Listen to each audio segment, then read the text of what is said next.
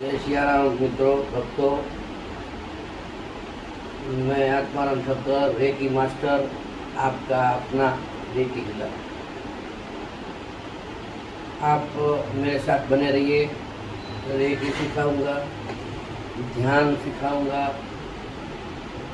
और सो रश्मि जी ने जैसा कहा है, सभी प्रकार के लोग मेरे साथ जुड़े रहते हैं। वैसे ही प्रेम लक्षणा भक्ति, एक कौन पैसे का खर्च किए बिना भक्ति कैसे किया जाता है, एंजल नंबर के बारे में बात करेंगे, रेकी के बारे में बात करेंगे, और लकी नंबर के बारे में बात करेंगे, और स्विच वर्ड के बारे में बात करेंगे। आज एक कहानी सुनाऊंगा शुक्रवार के बारे में। शुक्रवार में संतोषी माता के व्रत की कहानी है। आप बने रहेंगे। इस चैनल को सब्सक्राइब करिए, शेयर करिए और लाइक करिए। और ये संतोषी माता की कहानी है। पुस्तिका में बताया है कि ये व्रत करने वाले को अवश्य फल मिलता है। संतोषी माता की कहानी शुक्रवार को होती है। कहानी में ऐसा बताया गया है कि एक बूढ़ी औरत को 7 बेटे थे। 7 बेटे में से 6 बेटे कमाऊ थे, और सबसे छोटा जिसका नाम गोविंद था, वो कुछ भी कहीं नहीं कमाता था, इसलिए वो भेदभाव रखती थी। 6 बेटे को अच्छी तरह से खाना खिलाती थी, और इसका ऐठन बचा हुआ जो होता है वो गोविंद को देती थी। गोविंद की पत्नी गौरी वो सब देख के मनोमन दुखी होती थी, और 6 बेटे को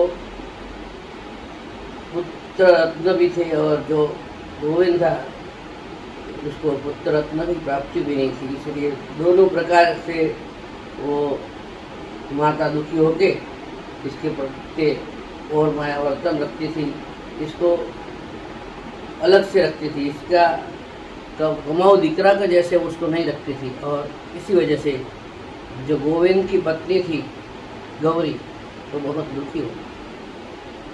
एक बार गौरी ने अपने पति को बताया कि माताजी ऐसा बर्ताव करती है,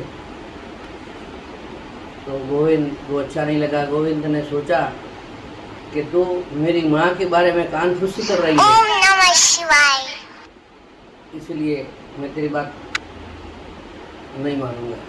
तब गौरी ने बोला, आज नहीं, कल आप छुप के देखो, और मेरी बात अच्छी लगे, सही लगे तो ही मेरे को बोलना।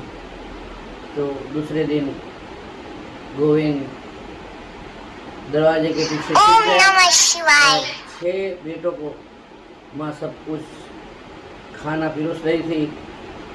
सब पकवान सब बनाया था, सबको खाना दे दिया, और बाद में जो उसका ऐठन बचा था 6 थालियों में, ओम नमः शिवाय रख के ओम नमः शिवाय बुलाया, बेटा आजा खाना खा ले। तब गोविंद ने बोला, माँ मेरे को भूख नहीं है। तो भी उसने कुछ नहीं कहा। माँ ने, नहीं वो तो नहीं खाता। लेकिन उसी वक्त उसकी पत्नी को आके बोला, नहीं तो सही बोल रही थी, और अब मैं कमाने के लिए परदेश चला जाऊंगा। भगवान की कृपा हुई तो मैं अच्छा पैसा कमाऊंगा, फिर तेरे को बुलाऊंगा, या तो मैं पैसा लेके आ जाऊंगा, तब तक तू यहाँ रह और थोड़ी सहन शक्ति रखना। गौरी ने बोला, नहीं कोई बात नहीं है, आप जाओ प्यार से, मैं सब कुछ सहन करके यहाँ रहूँगी माता जी के पास। गोविंद निकल पड़ा है। 2-4 गांव आए बीच में, चलते अंधेरा થઈ गया, और इसको नींद आ गई। छोटा सा शहर था, और एक झाड़ के नीचे, वड़ के नीचे थकाहारा सो गया। और रात को 2 बजे कुछ आवाज़ आई। गोविंद जाग गया तो देखा कि चोर लोग चोरी करके आए थे। सब घरेणा वगैरह लेके वो एक खड्डा करके इसके अंदर रख के अंदर अंदर बातें कर रहे थे कि आज तो बहुत बड़ा धल्ला हुआ, सोने की दुकान लुटी है, पैसा घर में नहीं रखते, छुपा देते हैं। तो वो सब छुपाने के लिए ही आए थे, पैसा और सब दागीना छुपा दिया और एक आदमी को बोल दिया कि भाई तू इधर ठहरना, बाद में हम सब निकाल देंगे। वो सब गोविंद देख रहा था और उसने कुछ नहीं बोला और सोचा कि इनके पास से मांगूँ या तो ये सब चले जाए तब मैं निकल। ऐसा नहीं, वो मैं अच्छी तरह से ईमानदारी से काम करूँगा, ऐसा सोच के दूसरे दिन वो शहर में गया, सब झवेरी की दुकानें ढूंढी, फिर मालूम पड़ा कि परमानंद दास की दुकान पे चोरी हुई है। वो परमानंद दास को मिला और बोला कि सेठ जी आपकी दुकान में चोरी हुई है? हाँ जी। इसके बारे में मैं आपको थोड़ी माहिती देने वाला हूँ। सेठ खुश हो गए, उसको अंदर बुलाए, बाजू में बिठाए और बातचीत किया। तब गोविंद ने से सारी बात बता गई और एक आदमी भी वहीं पे खड़ा होगा, वो भी बता दिया। तब गोविंद, परमानंद सेठ और पुलिस सब जाके वहाँ घर के नीचे तपास चालू कर दिया। तो वो आदमी खड़ा था और पुलिस ने धमकाया, वो आदमी सही सही बात बता दी। सब दागीना और घरेणे और सेठ जी को मिल गए। सेठ जी बहुत खुश हुए, ईमानदार आदमी को नौकरी पे रख दिया। थोड़े दिन के बाद गोविंद को पार्टनर बना दिया। गोविंद बहुत सारा पैसा कमाने लगा और जिम्मेदारी भी सर पे आ गई। वो घर ना जा सका, क्यों? उसके पास जिम्मेदारी थी, जाना तो चाहता था लेकिन जिम्मेदारी की वजह से नहीं जा सका था। और उस तरफ जो उनकी पत्नी गौरी थी, उसको उसकी माँ परेशान कर रही थी और जंगल में लकड़ियाँ लेने के लिए भेजती थी, लेके आवे तो ही खाना देती थी। और खाना भी कैसा? चारण की भाखरी और पानी या कुछ सब्जी देती थी, बचा कुटा। ऐसे ऐसे वो दिन बसर कर रही थी। और एक दिन कई औरत को, सभी औरतों को इकट्ठा हुए कुछ पूजा करते हुए देखा। तो मैंने जाके पूछा कि बहन आप क्या कर रहे हो? तब उन्होंने बोला कि हम संतोषी माता का व्रत कर रहे हैं, इस व्रत करने से आपकी मनोकामना पूर्ण होती है, तो तू भी व्रत कर। तो इसने जो अपनी यथाशक्ति हो उसी तरफ से व्रत करना है। चना गोड़ माता जी को धरा के उसकी वार्ता करके, और जब हर शुक्रवार को एक उपवास, एक टाइम खाना होता है, उस तरह से उन्होंने व्रत चालू किया और माता जी के मंदिर जाके प्रार्थना किया कि भाई मेरा पति बाहर गया है, तो उसके लिए माता जी आपको प्रार्थना करती हूँ खूब कमाए। तो इस प्रार्थना की वजह से ही गोविंद ने चिट्ठी और 100 रुपया भेज दिया। तो उनकी सब जेठानी ने वो सब ले लिया और आके फिर से माता जी प्रार्थना की। पैसों की ज़रूरत नहीं है, मैं ऐसे ही दिन गुजार रहूँगी, लेकिन इतने दिन हो गए, इतने साल हो गए, मेरे पति वापस नहीं आए हैं, तो मेरे पति वापस आए, ऐसा करो। फिर दूसरे दिन गोविंद को सपने में माता जी आते हैं, संतोषी माता, उसको बताते हैं कि भाई तेरा घर जाना ज़रूरी है, तेरी पत्नी तेरा इंतज़ार कर रही है। सपने में ही गोविंद बोला, माता जी मेरे को भी जाने की बहुत इच्छा है, लेकिन क्या करूं, यहाँ का वहीवट और यहाँ का जो जिम्मेदारी है वो कोई बात नहीं। माता जी ने बोला मैं कल तेरी व्यवस्था कर दूंगा।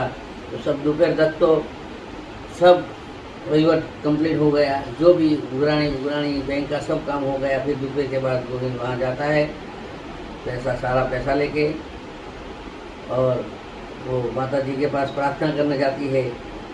तो माता जी ने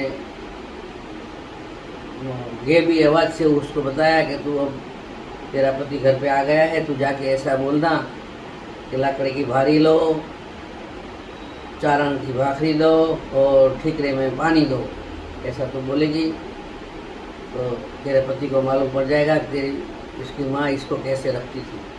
वो ऐसे आके बोलती है, चारण की लकड़ी की भारी लो, चारण की भाखरी दो और ठीकरी में पानी दो।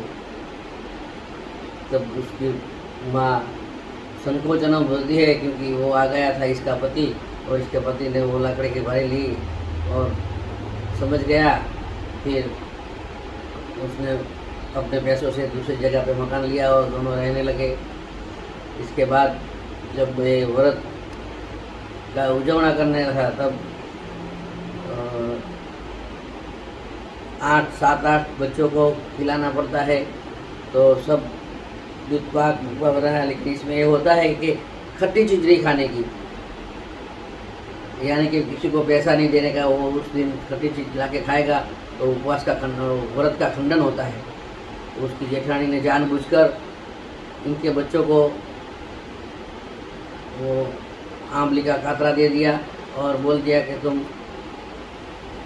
तो साथ में जो आए बच्चों उनको भी दो और खिलाओ, और सबको खट्टी चीज़ खिलाई। माता जी कोपायमान हो गए और राजा जी ने गोविंद को पकड़ लिया, जेल में डाल दिया। फिर वो माता जी के पास गई, माता जी ऐसा क्यों हुआ, मेरी कुछ भूल हो गई हो तो माफ़ कर दो। फिर ये भी आवाज़ हुआ, माता जी ने बोला, बेटा जाने अनजाने भूल हुई, लेकिन भूल तो हुई है ना, मैं तेरे को माफ़ कर देती हूँ, या तेरा पति घर आ जाएगा, लेकिन अगली बार जब तो व्रत करे और इसका उजवना करे तो ध्यान रखने। और इसका पति घर आ गया। बोला क्यों राजा जी ने बुलाया था? बस ये पैसा कमा के आया हूँ तो इसका कर भरने के लिए बुलाया था। अब सब राजी खुशी है। दूसरी बार व्रत चालू किया और अच्छी तरह से उजवना किया और उसकी माँ भाइयों सबको अपने घर में बुला लिया और सब सुख शांति से रहते हैं। ऐसे ही संतोषी का माता जी का व्रत गौरी और गोविंद को फलीभूत हुआ, ऐसे सबको फलीभूत होगा। और इसका विधि जो है एक बुक में लिखा हुआ है, मैं आपको बताऊं इसकी लड़ाई। आप ऐसे व्रत कथा की बुक मंगवा सकते हैं कहीं से भी, और मैं